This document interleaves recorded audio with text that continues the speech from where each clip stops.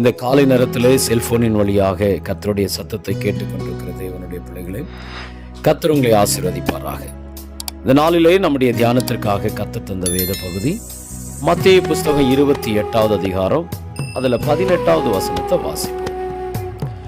அப்பொழுது இயேசு சமீபத்திலே வந்து அவர்களை நோக்கி, வானத்திலும் பூமியிலும் சகல அதிகாரமும் எனக்கு கொடுக்கப்பட்டிருக்கிறது என்றார்.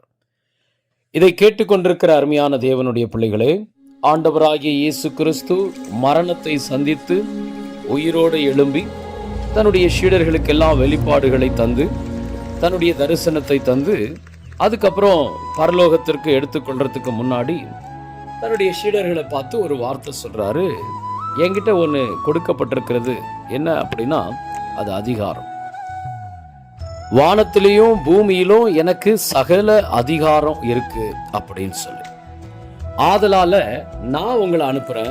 என்கிட்ட என்ன அதிகாரம் இருக்கோ அதே அதிகாரத்தை உங்களுக்கு கொடுத்து அனுப்புறேன், நீங்க புறப்பட்டு போங்க அப்படின்னார். நம்முடைய லைஃப்ல ஒரு விஷயத்தை நம்ம ரொம்ப தெளிவா தெரிஞ்சுக்கணும். நம்ம சாதாரணமானவர்கள் அல்ல, அதிகாரிகள். நம்முடைய அதிகாரம் இந்த பூமிக்குரியவைகள் அல்ல. அரசாங்கத்தை மேற்கொள்ளதோ அல்லது வேற யாரையோ மேற்கொள்றதோ நம்முடைய அதிகாரம் அல்ல. நம்முடைய அதிகாரம் எல்லாம் எப்பேற்பட்டது அப்படின்னா, அந்தகார வல்லமைகளை மேற்கொள்ளக்கூடிய ஒரு பயங்கரமான வல்லமை உடையவர்கள் தான் நம்ம. இதை கேட்டுக்கொண்டிருக்கிற அருமையான தேவனுடைய பிள்ளைகளே, நான் சில அதிகாரங்களை நான் உங்க மத்தியில சொல்லி முடிக்க விரும்புகிறேன். ஃபர்ஸ்ட் நம்ம யார் அப்படின்றத நம்முடைய வாழ்க்கையில மிகவும் தெளிவா புரிந்து கொள்ளணும். நாம் அதிகாரிகள், தேவனுடைய சமூகத்திலே அதிகாரம் வாய்ந்தவர்கள் என்பதை நாம் புரிந்து கொள்ள வேண்டும். ஒரு சாதாரணமான ஒரு ஊழியக்காரர், அவரை ஊருக்குள்ள கூட ஏத்துக்கல. ஊருக்கு வெளியோ ஒரு சின்ன குடிசையை போட்டு அந்த குடிசையில அந்த ஊழியக்காரர் வாழ்ந்துன்னு இருந்தார். அதே ஊர்ல ரொம்ப பிரபலமான ஒரு மனுஷன் இருந்தார், குறி சொல்ற ஒரு மனுஷன்.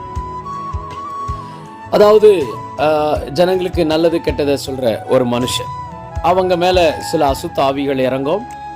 இவங்க பம்பை அடிச்ச உடனே அந்த அசுத்த ஆவி அவங்க மேல இறங்கின உடனே முன்னாடி வர்றவங்களை பார்த்து, உனக்கு இப்படி ஆகும், உனக்கு அப்படி ஆகும், உனக்கு இது நடக்கும், உனக்கு அது நடக்கும் அப்படின்னு சொல்லி பிசாசானவன் அவங்கள வச்சு அவங்களுடைய எதிர்காலத்தை குறித்து சில விஷயங்களை கணிச்சு சொல்லுவோம். அது எந்த அளவுக்கு உண்மை எந்த அளவுக்கு பொய் அப்படின்றத நான் விவாதிக்க விரும்புகல. இப்படி பண்ணின்னு இருக்கிற இந்த நேரங்களில் கரெக்டாக 11 மணிக்கு இவங்க இந்த மாதிரி பம்பை அடிக்க ஆரம்பிப்பாங்க. 12 மணிக்குள்ள அவர் மேலே அந்த அசுத்தாவி இறங்கும். இறங்கி முடிஞ்ச உடனே சில நேரங்களில் என்ன நடக்கும், அவர் எல்லாரை பற்றியும் சொல்ல ஆரம்பிப்பார். அந்த காலகட்டத்தில் இந்த ஊழியக்காரரு அந்த ஊருக்குள்ள வந்து ஒரு இடத்துல வீடு இருந்தார். வீடு இருக்கும்போது எல்லா வேலைகளை முடிச்சு இவர் 10 மணிலேருந்து மத்தியானம் 1 மணி வரலையும் இவர் ஜெபம் பண்ணுறது வழக்கம். அப்படி அந்த ஊரை சுற்றி இவர் ஜெபம் பண்ணுக்கிறப்போ, அவர் வீட்டுக்குள்ளே உக்காந்து ஜெபம் பண்ணுக்கிறப்போ, அந்த ஜெப அக்கினி என்ன பண்ணுச்சான், அவர் இருந்த அந்த ஏரியாவில் சுத்து வட்டாரம் முழுவதும் ஒரு பெரிய அக்கினி வந்து அந்த இடத்துல மூடிச்சான். சில நாட்களாக பம்பை அடிக்கிறாங்க. அந்த குறி சொல்ற ஆவி இறங்கவே மாட்டுன்னு இருக்குது.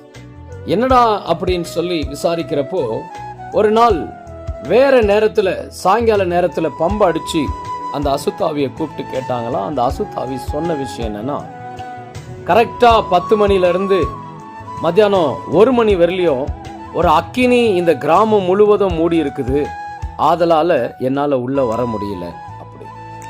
உடனே எல்லாரும் அசுத்தாவியை பார்த்து கேட்டாங்களா, என்ன அது அக்கினி அப்படின்னு இருந்தோம். அந்த அசுத்தாவி சொல்லிச்சா, இங்கே ஒரு பரிசுத்தவான் ஒரு மூலையில் உக்காந்து ஜெபம் பண்ணுறாரு.